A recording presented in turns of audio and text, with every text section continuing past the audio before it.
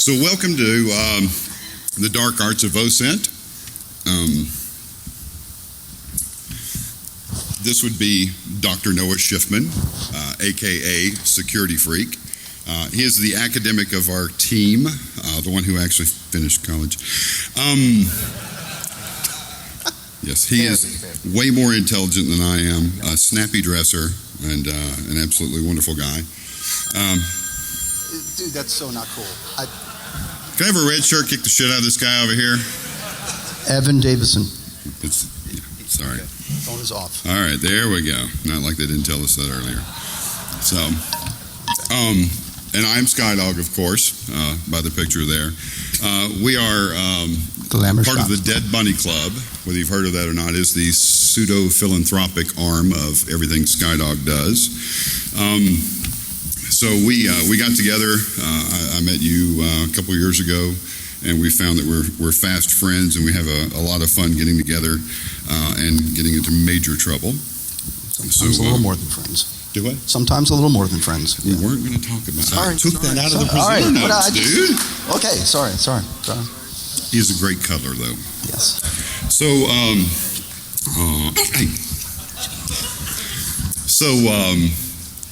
as they announced earlier, this is my 11th year coming to DEFCON. I actually was back in the AP days. Who's been to the AP days? A round of applause. Everyone's a newbie. That's wonderful. I just heard about DEFCON like 2 weeks ago. 2 weeks ago? Yeah, that's how that works. Yeah. So I get to celebrate, ironically, at my 11th year here. I've actually been a goon for 9 years. For my 11th year here, I get to celebrate 3 firsts, which is kind of odd. It's not losing my virginity. But don't worry, it'll happen soon. I'm hoping. I'm really holding out. One day. I understand I have to talk to a girl, though, and I'm not ready for that. So the first one, it was really wonderful. My son got to participate in DEFCON Kids. I'm old enough now that I have offspring. Cooper. He got to celebrate in DEFCON Kids. He placed 4th in social engineering and 2nd in Hacker Jeopardy. So, yeah. Definitely a first for me. My second would be my first Mohawk ever. I got to participate in Mohawk Con this year, so a round of applause for those guys. They did an absolutely wonderful job. I had to leave Vanderbilt to actually be able to make that one happen. And of course, my third is actually being accepted to speak at DEF CON, which is a great honor. I did find out that they do require you to submit a paper. That's why it took me so long. I didn't read the fine print, but here we are. So we're talking about our live demo. Yeah, so there's this live demo thing that maybe kind of discussed in the CFP and brochure. Well, so I don't know how many people here are familiar with something called MATLAB or R or I don't know, other letters of the alphabet. Yes. What's your favorite letter? No. So I didn't have a licensed copy of MATLAB and went with Octave and got into a battle with Octave, and Octave won and I lost. So we're doing a different kind of live demo that's sort of audience participation based. So it's going to be really fun, and everyone's going to get to meet people sitting next to you. It's going to be a fun icebreaker opportunity. No, it's not. It's actually, but it's going to be a demo that we can all participate in and make a point. So I hate Octave. Hate it. Okay, so that's all. Yeah. Ready? No, yeah. Just whatever. Get loose. Here we go. So our talk today is about the dark arts of OSINT. So the path we're going to take, we're going to talk about what is OSINT. We're going to move on to, Evan, if you call me again, I'll fucking kill you. I swear. Fucking kill you. Anyway, I digress. So we're going to speak about what is OSINT. We're going to talk about some acquisition tools and techniques. I am then going to sit down, and the guy with the math background is going to speak about anonymizing data. And then that's you. Dude, you don't remember? I'm going to leave the stage, and Noah's going to speak about anonymizing and de-anonymizing data. So, open source intelligence. Do we have, I guess I have to hit the button, don't I? Open source intelligence. Thank you for putting the pause in there. Sorry. Yeah. Yeah. Did you get the transitions in there? Some, Okay. I did some, maybe, I forgot, I don't know. It The was, cool one that wipes? It dissolves. The dissolve, you pay for the dissolve, that's good. Yeah. So what is open source intelligence? Essentially, open source intelligence is anything out there that you can reach without having to be a Leo or something similar, or belong to a large organization or require paperwork to get to it. It's anything you can get to online or readily available. Well, why do you care? Who had a picture taken of him this weekend by some jackass with a camera? Not one of our photographers, but someone with a phone or whatever. Okay, guess what? You're now, hooked up with open source. The information is out there. You appear in a picture. Now it's something I can catalog and index. So congratulations. Prism. We weren't going to talk about it. And how can it be optimized? We're looking at big data sets. One of the things that Noah's going to get to is taking the big data sets and crunching the numbers and actually extracting some information, some interesting information out of what's available, readily available. So, OSINT comprises many things. One of them would be text, whether it is emails that you sent back in '73 where you were talking about something bizarre. Was it? Did you send anything back? Never mind.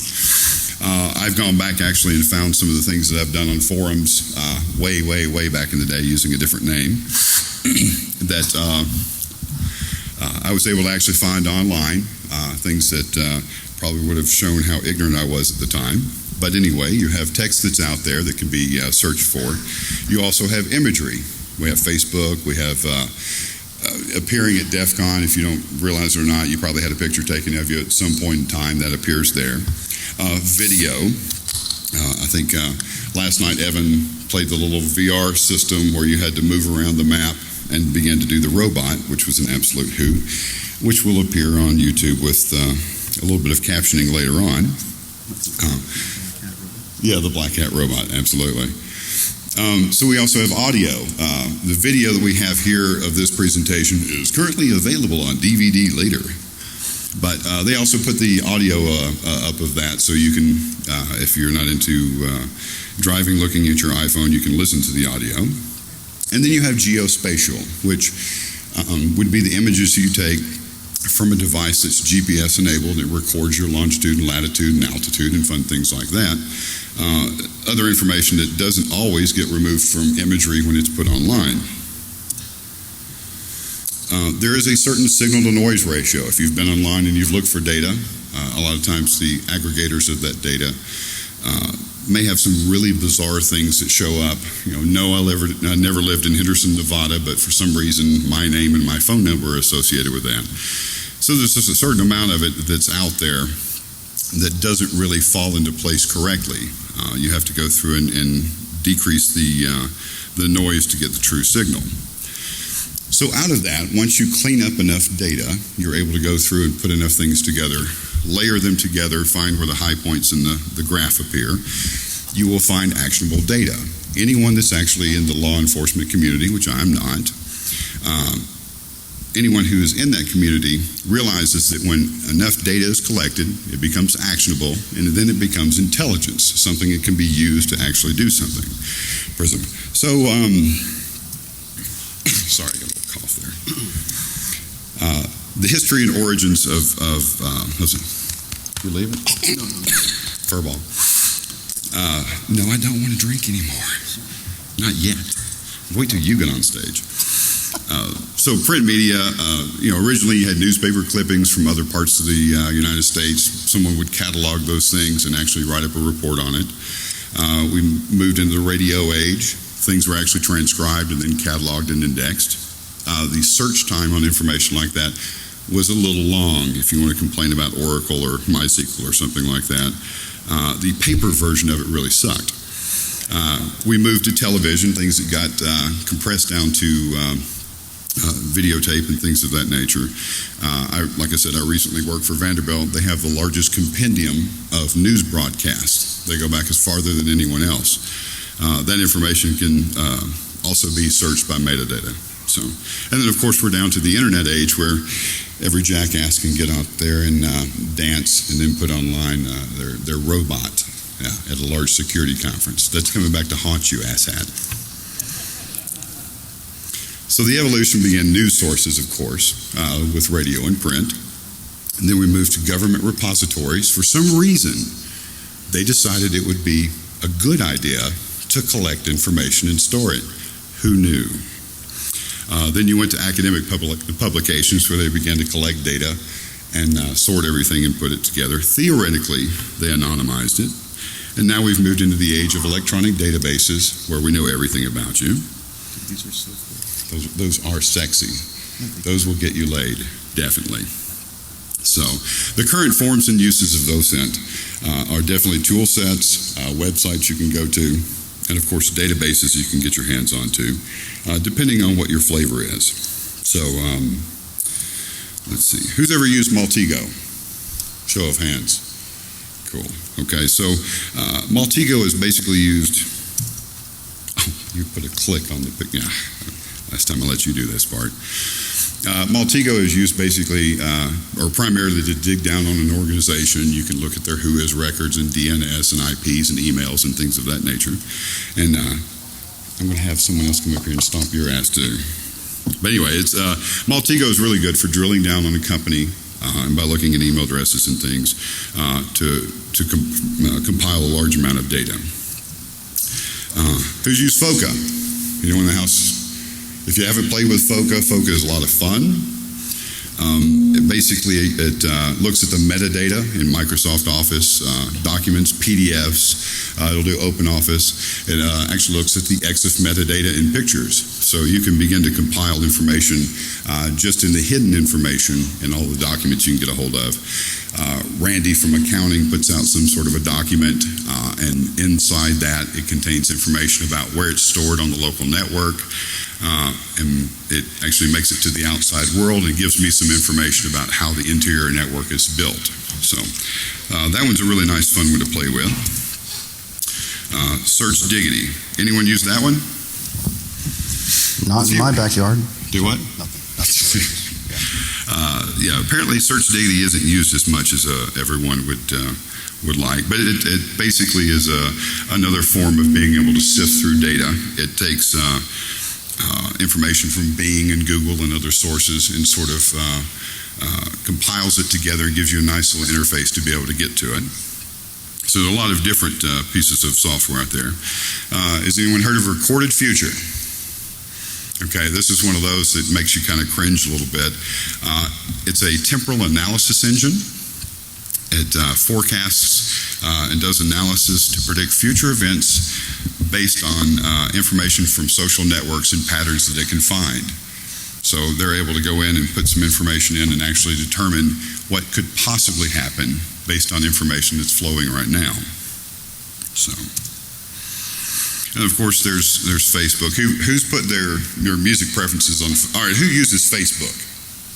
It's all right, we're among friends. You can raise your hand. Big mistake. Yeah. Should we get a picture of that? So if you've put onto Facebook, hey, I like REO Speedwagon, and for all the young guys in the crowd, that's really a rockin' band. Hey, I went to REO Speedwagon. Well, I can go back in with Graph Search now and say, hey, I want to know anyone who lives in Tennessee who likes REO Speedwagon and blah, blah, blah. And I can then mine some data out and I guess give you a jingle and say, hey, why don't you sit around and listen to records? At which point you would probably run. So there are a lot of ways, things are actually being put out there now for you to be able to just look at the data and try to grind through it. And there are other websites, Social Mention, Spokio, Meltwater. I have my own personal preferences on what to use. Johnny Long isn't here, but who's ever seen the Google hacking database? Okay, so a bunch of things that people have put together. If you're looking for certain types of information, they've put query structures together for you to use. Really? Just ignore me. This is what it's like to hang out with Noah and I in any point in time. So basically, you have three different types of public data. You have cooperatively I need to drink some more. Cooperatively provided data, which would be, this is my name and this is what I like, which is social networking. It's, what I put on Facebook. I like REO Speedwagon and Smurfs. It's things that you willingly you like Smurfs. I worry about you. It's things that you put out there, that your personal preferences and things of that nature, posts that you've made that can actually be mine to look at, but you've willingly given it up. Did I say that right? Okay. Yes. Okay, just checking. Giving it up. Things that are confidentially provided, something that has a session ID attached to it. I had to log in to give that information. I filled out a questionnaire or survey. I said, yes, I'm more than happy to allow you to look at this information. I put something in there enough that it's very identifiable, be it my address, my phone number, my credit card, things of that nature. So you have to actually, it's a site with a privacy policy where you say, I agree to it. So you've given that information up and you've agreed to their legal statement there. And then you have the unknowingly provided, or the, wait, where'd they get this from? So it's, the DMV records, it's other information, maybe it's your medical records, or, how the fuck did they get my APGAR scores? So, he was slow at birth and it never got better. Things that are third-party generated, government and academia, things that are, who's ever participated in something in college where you got paid $20 to get an ass probing or something like that for research? Yeah. So they take that data and they put it into a database and they put it online, and theoretically your name's not associated with it. But, so who publishes these data sets? A lot of time it's government. There's academia.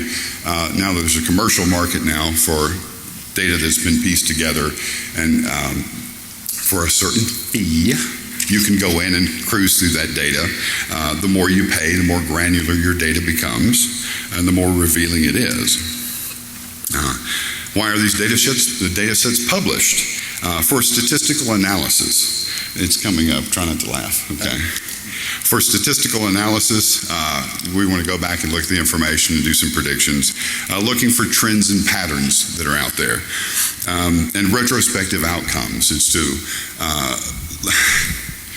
we struggled trying to find the proper example for this. We decided on which is better, Viagra or Cialis. We go back and look at the information and see the satisfaction. Well, I guess that's not the right terminology. I said Viagra. I heard someone say Cialis. A buddy of mine, I swear. He said you. No, with me.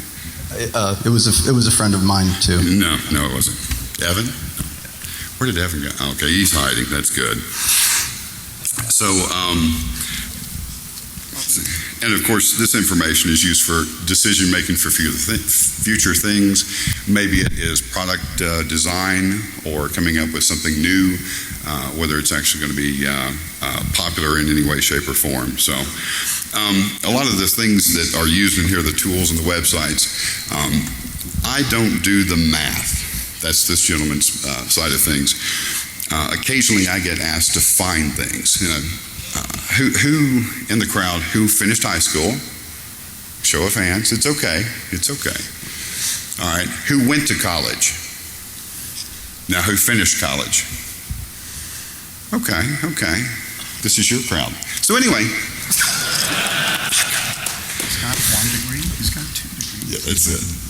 Do you want to do that? No, I didn't. So, I did not finish college. I had a hell of a lot of fun while I was there, per my GPA. But what I did not learn while I was at college is what you can and can't do. It was not taught out of me when you can't do it that way. So I've never heard that before, and I don't pay attention to it. So it makes it a lot easier for me to do some things like drill data on somebody. So occasionally I'll get a phone call and I'll get a couple pieces of criteria, and they say, find someone. And I've become very adept at doing so using all the open source information that's out there. So, is anyone stayed at the Bellagio? This is audience participation. You're awake, right? Anyone's been there? cabana by the refrigerated pool. Absolutely wonderful. If any point in your lifetime you can make that happen, definitely do it. I'm in the sun. I've got the MacBook Air with me. I'm trying to get on the shitty wireless there that does not work.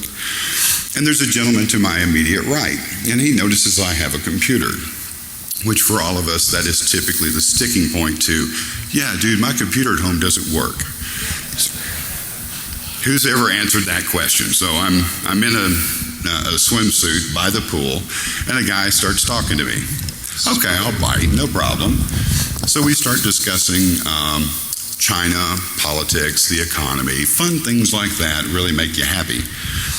We have a few drinks, and he says, so you're in Vegas. Are you here for business or pleasure? And I said, well, currently for pleasure. I would think that would be the case if I'm by the pool. And he says, so you're here for pleasure, that's good. And I said, well, actually, in 2 or 3 weeks, I'm coming back out to the largest hacker conference in the United States called DEFCON. And you could hear his asshole pucker in the seat, which...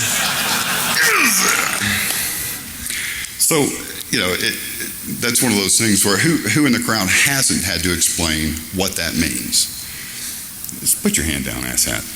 So I began to explain what DEFCON is, and since we didn't have the documentary, it was very interesting trying to explain it to him. Hearing impaired con. Yeah. Do what? It's the hearing impaired con. Yeah, that's it. The hearing impaired con, definitely. But I got to spend some time trying to explain to a mundane actually what we do and why we get together for all this. And then his jackass friend shows up, who has come to Vegas to go to the Pawn Stars place downtown, and he comes back, dude, I got to meet Haas. And I'm thinking, okay, let's go get a steak. So he packs everything up, and he says, we're going to head off and get a steak at so-and-so place, and really nice meeting you later. And I said, just a second. I said, your name is Brian, and your family owns a civil construction firm in Seattle, Washington. And the guy says, yeah. And I said, I'll send you an email to your work email within the next 48 hours. Again, you could hear his asshole pucker. And I said, don't worry. I said, I'm going to show you. I have 2 bits of information on you. I don't have your last name. I don't have much more than that. But I'm going to send you an email and show you what's possible. So we went out and had a nice dinner, went out to the pool the next day, and at some point I thought, I got to go find Brian. So I sit down on the bed and fire up the laptop, and in 45 minutes, I owned this guy. I have where he lives, pictures of his house, what he paid for, pictures of all of his relatives. I then took it upon myself to scan the exterior of his network and tell his system administrator, you probably should change this. It's not good to have this open. Brian never responded to the email, oddly enough. I didn't think it was a problem. I didn't send him an invoice. I did it gratis. But that's a good example of, I had 2 bits of information on the guy. Fortunately, one of them was unique enough, it allowed me to find him. I was able to correlate civil construction, oddly enough, against a YouTube video, which I was able to pick this guy out in, and from there just went to town on him. So I guess if you get an email from a guy that you met by the pool who says he's a hacker, and he has a picture of your house from the driveway, it might be a little bit unnerving. So, Was that legal? That was probably... I don't give a shit. So anyway, I don't have to have a court order, and apparently no one else does. So, but anywho, it's the open source side of it can be a lot of fun. One of the things that Noah's going to discuss is finding outliers in the data. Brian had enough for me to be able to find. Had he said my name is John, the problem would have been a little bit more difficult. If he said, yeah, I work at Starbucks. Okay, not as much of an outlier there, but given time and effort and how much he pissed me off, I probably would have found him eventually. But based on the information, it took me about 45 minutes to track him down. So if you ever get bored and you're by the pool at the Bellagio, just wait for someone to come by. It's a lot of fun. You like talking to guys at pools, don't you? Yeah. If Have you ever been given a wedgie on stage? I would love it. Okay. So, you take the little microphone now. Okay. Wow. Sky claimed that I'm going to talk about a lot of things that I don't know where he got that from, but You're drunk. You're yeah. really, really drunk. I know a little bit of math, some basic addition, subtraction stuff, and yeah, I'm not really going to talk about anything really hard and advanced because that's for smart people, but actually a lot of these slides, hello, there's echo. I don't like that echo. I picked them out of other people's sets. Sorry. Have fun. Damn it. Okay. So these slides are semi-new to me, but I think I did make them. So let's go through them. Data science. This is a big field, right? Data science. The science of data. Science has been around for a long time. Data's been around for a long time. You put them together, and it's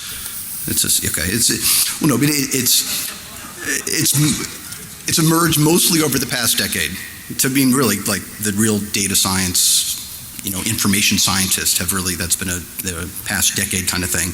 And it sort of came out of the whole, business analytics, competitive intelligence, all, it's like everything else, driven by big business because they're just looking out for our best interest. So all of a sudden, people who are like statisticians, who are experts at data mining and all these types of advanced mathematical analyses are very valuable to big businesses and other entities that like to analyze large data sets. Are there other entities that collect lots of data? None that I've heard of.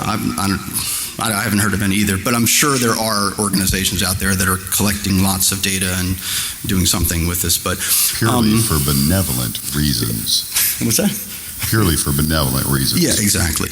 But it's mostly to enhance our shopping experience, right? Like other people who bought this also bought this, and statistics. Just you given data, you try to come up with a model.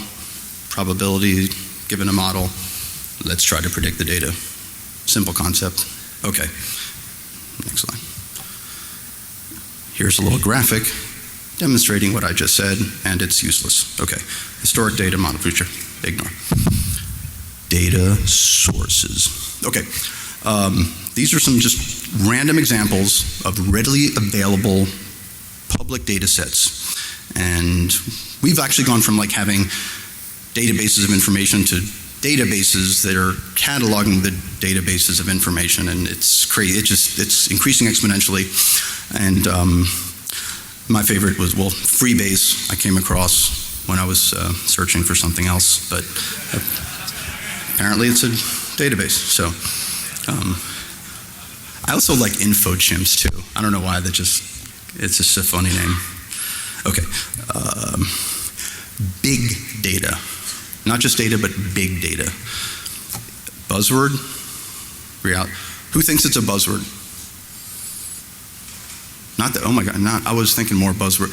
Some people and the other people think it's really like a legitimate, real thing. Okay, that's cool. I don't judge, I don't know it's hard to define what that really means, big data, like, is it big data? Is it in the cloud? It's a large typeface. What's the cutoff for being big? 8 inches, 10 inches? When does it become really big data? Sky, how big is your data? My data is huge. Okay. I work with a very small data set, and I'm okay with that. But and at this point, this is yet another presentation we can output in our portfolio for public speaking. Oh boy, that's true. But no, so technically, at least what I've found is that it's sort of defined as big data is in these incredibly large amounts of data that are being rapidly generated and have lots of variability. Okay, sure, but it's it's still big data, but the interesting thing about it, from our perspective, is that the creation of big data has also sort of brought forth the development of tools to work with big data, to analyze these big data sets, visual representation, doing number crunching on them. So all these new mathematical and advanced platforms for performing all kinds of functions on big data, which is of interest to us. And we're going to look at that in a few minutes. Or not, okay. Terminology. That means sort of that of defining words, kind of. Okay. We Googled it backstage. A lot of Googling. All right, so depending who you talk to, or what publication you read, or what book you... Anonymization, de-identification, basically mean the same thing. De-anonymization, re-identification, basically mean the same thing, kind of. And I mean, there'll be some studies, some groups that will distinguish for the purposes of our talk. They're synonymous, but sort of antonyms, opposite meaning. Yeah. So, so you reverse one of these processes, you get to the other. Pretty simple. Anyone with 5th grade background should get that. Okay, sweet. On, moving on. Okay. See, this is real stuff, simple stuff. Okay. Data. When it's initially collected, a lot of times it contains personally identifiable information like social security number or address or something else. Your name, that would be personally identifiable. So there needs to be some kind of process that takes this data and makes it sort of anonymous. I love you too. Oh, what was that, 10? No, it's 10. Holy crap. Okay, time to talk super fast. Dude, you took up all the damn time. You suck. Damn. Okay. Wow. Okay. So we need to find a way to make this personally identified information. Okay. Make it into anonymous public data. So there's a couple different ways that can be done in general. Just removing variables altogether. A variable that actually is unique enough to be identifying by itself, like. I've had 8 kids and been in porn. That's, Octomom or something, whatever. It just, that, remove those. Global recoding, local suppression, where, again, recoding certain variables or suppressing certain values in different columns that are really identifiable. A whole bunch of different ways to, anonymization metrics. We have to figure out a way to look at the way we anonymize data and figure out, hey, is this working? Is this actually making the data anonymous? And at the same time, making it usable. So that whole utility versus actual anonymity, that's a balance right there. So 2 metrics, disclosure risk, likelihood of revealing data in the public set, and then information retention, the utility of that data. So we take away all this information, it's anonymous, but is it still usable? So that's a balance you have to strike. Yeah, it's a tough problem. You want to minimize disclosure risk, maximize information retention. Easier said than done, but information entropy. Anyone familiar with this, entropy? Yes, and not the entropy from thermodynamics, which I spent a long semester trying to go through. So, yeah, information theory. So the idea is the, oh my God, 10 minutes. I have like a million slides to go through, so I should just start. Basically, the amount of information that can be, the number of states that can reveal the total number of possibilities for a given state, like I use an 8-sided die in an example that obviously you can roll and you get like 1 through 8 because it's got 8 sides. So yeah, information entropy is going to be 3 bits, and yeah, so population of the world, let's just say 8 billion, that's like 33 bits. Awesome website, 33bits.org, very good. Anyway, all right, I'm going to cruise over lots of stuff. Audience participation, everyone just get up and participate in some way real quick because we got to do something, get up and dance. No, I don't. No, wait. No, should we do this? Do we have time for this or what? I think we have all the time we want. Really? Can you be, you got that poll? I didn't do that. I don't know. I'm wrong. Let me get the radio and get a couple of red shirts in there. Yeah, no, good. We're on slide like 26. I mean, We were going to look at audience participation and kind of go through it, sort people out based on some criteria. We can skip it if you want, or if you want to stand up and raise your hand. You want to do that? okay, all right. Cool. Okay, how about this? All right, first question. Everyone here who this is their first time attending DEFCON, please stand up. Nope. All right. Nope. Now come up with a West Coast, East Coast, or age cutoff. Okay, tell you what. Anyone from the East Coast, stay standing. Everyone else, sit down. You guys paid the highest airfares. Thank you very much. We enjoyed that. Yours. Anyone here from New Jersey up? Wait, I didn't say what to do. I just said anyone from here, Jersey up? No. Simon says. No. Okay, you can sit down. Sit down. Yeah. Okay. What do we got? Like 7, 8, 10 people? What are the states below New Jersey? No. Oh, well, I guess I was going to say who had a hangover, but I guess it's not publicly available data unless we query everyone in the room. Yeah. I would say anyone who's male, stay standing, but that's pretty much everyone. Any female? I tell you, if you're female, raise your hand. Shitty data set. Never mind. Actually, that would be the unit. There we go. So, okay, I tell you what. Anyone 20 years, say 29 years of age or younger, remain standing. All the old fucks in the room, sit down. That's good. How we got left? 1, 2, 3, 4. Yours. Oh man. Anyone here from sort of living below North Carolina, South Carolina border? Sit down.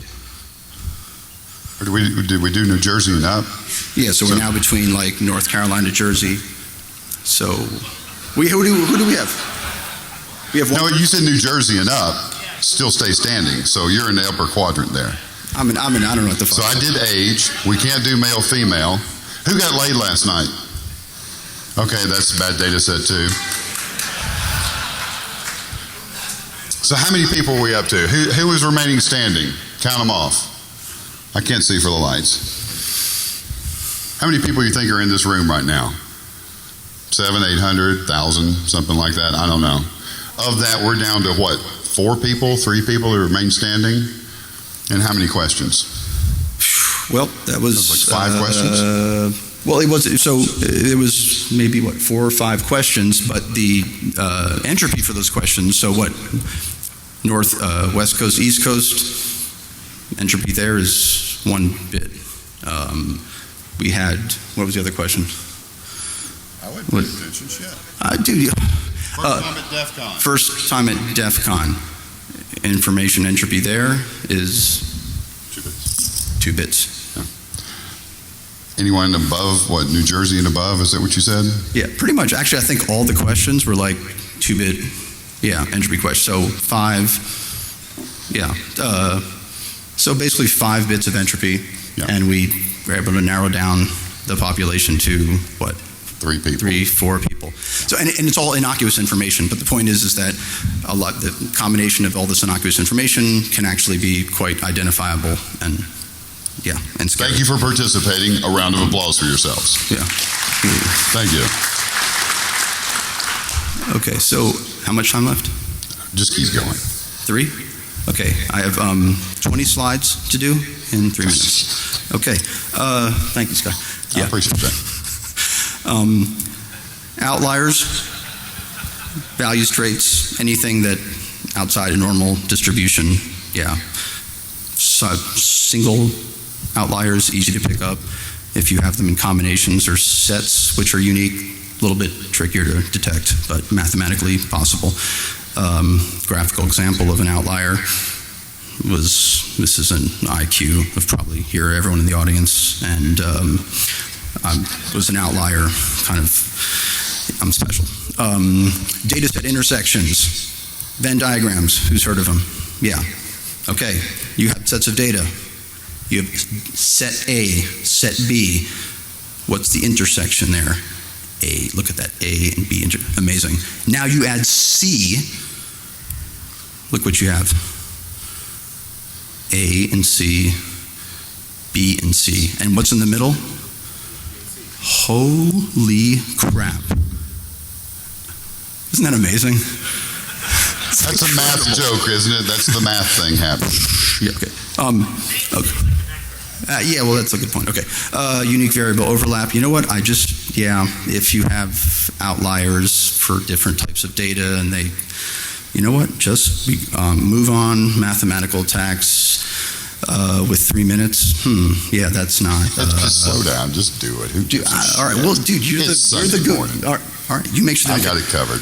Sweet. Inferential analysis and an example of it. Remember the targeted advertising, the teenage woman who was pregnant and was getting all this targeted advertising based on her purchasing behavior to her household, and then her dad was upset that she was getting targeted ads for like Enfamil and diapers when this is my teenage daughter, she's not pregnant, and got all pissed off at the manager. And anyway, she was pregnant, and that's how he found out was through Target. Yeah, that's not a good way to tell your parents you're pregnant. Through Target, yeah. That's not how I'll tell my parents. No, so database linkage, classic example is the whole Netflix, IMDb thing. That was, yeah, I'm sure you all remember that. Okay, U.S. Census data. This happens. They don't knock on your door anymore. I think there's like, do they? I don't think they. When did they stop knocking on your door? I don't answer the door. Me and my 12 roommates. That's just two. They still do. They really? Man, all right. Another reason not to answer the door. Actually, so a researcher in 1990, this Latanya Sweeney came up with a way to actually just using information from the census data, which was date of birth, gender, zip code. 87% of the population was unique. Amazing. And it's just based on principles of information entropy. Amazing. Exposed healthcare records of the governor of Massachusetts at the time, which was kind of funny. And screw you, Weld. Yeah, so, and applied entropy. So how she did it, I mean, zip code. There's 43,000 zip codes in the US roughly. Birth dates, 365. Birth year, about 70 different, the age range of 70 and 2 different genders. Hermaphrodites were excluded. So 30 bits of entropy, which includes all of the population of the US. Simple as that. PGP. Ever heard of PGP? Personal Genome Project? Okay. So this is another program going on where people voluntarily submit all this genetic information about themselves. They want to correlate genotype, phenotype, to learn about themselves. Oh, dude. Look, deal with it. Anyway, again, this is the project's gone bad. Yeah. No one saw that. That didn't happen. Pass. Yeah. Record linkage. Is this a cool diagram? You got to see this. Take care of him, dude. He's stressing me out. Record linkage. So this is where you have a public data set and a private data set. Public data set and maybe has metadata that's publicly available and might have some innocuous but identifying information about an individual. The private data set, well, that's got personally identifiable information that you don't want people to know. Through record linkage, it's possible to actually correlate the two and discover sort of these anonymous or so-called anonymous traits about a person by combining the two data sets. And I'll get to mathematically how to do that in a second, or not if I get kicked off stage. So, all right, flying through these slides. Vectors, this is where it gets this is where I get into the math. So either go to sleep or anyone math torn? Okay, your data points now become a vector. Your record, attributes, yeah, boom, okay. We're now dealing with vector math. Take it one step further, the whole database, it's a matrice, boom. Records, people, attributes, database. Okay, cool. And again, we now can apply matrix math to this, matrix inversions and dot products, Gram-Schmidt orthonormalization, all kinds of wonderful things like that. And actually, so a cosine similarity, actually measuring the angular difference between two vectors or matrices, can actually find the similarities in large data sets. Yeah, boring, math. The one cool thing that we did do is, hold on, this is the actual mathematical formula for the similarity function in case any of you want to try this at home or see me after class and we'll discuss it. Yeah. Venn diagrams, this is really cool.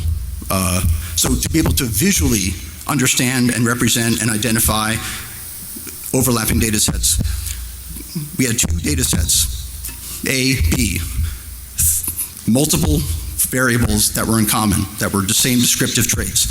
Looked at the intersections of them, noted here by these little lines across.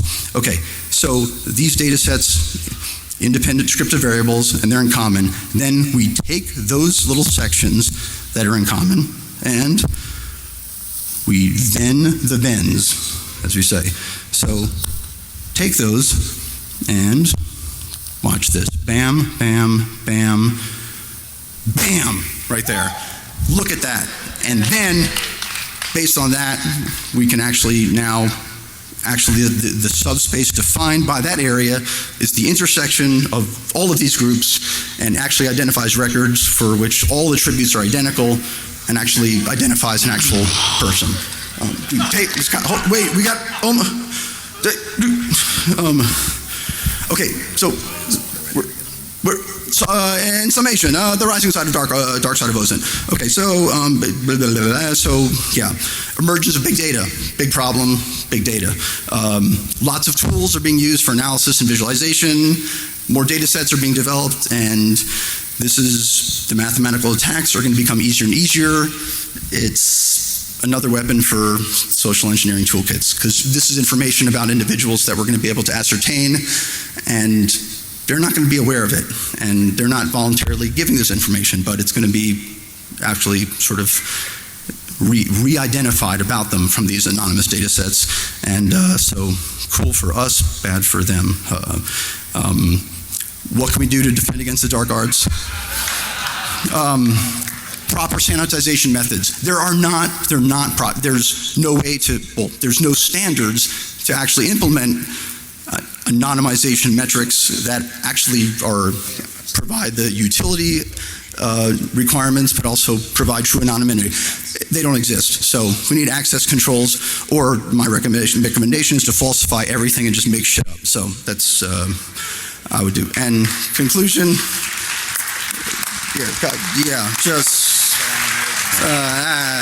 Questions and answers will be handled at the bar. You guys are buying. Sorry. Ladies and gentlemen, the full presentation will be seen at SkyDog Con later this year. Absolutely. Can I have a round of applause for the speaker goons for letting us go a little long? Thank you. How can we take out SkyDog and his buddy? I'm sorry. It's okay. It's totally cool.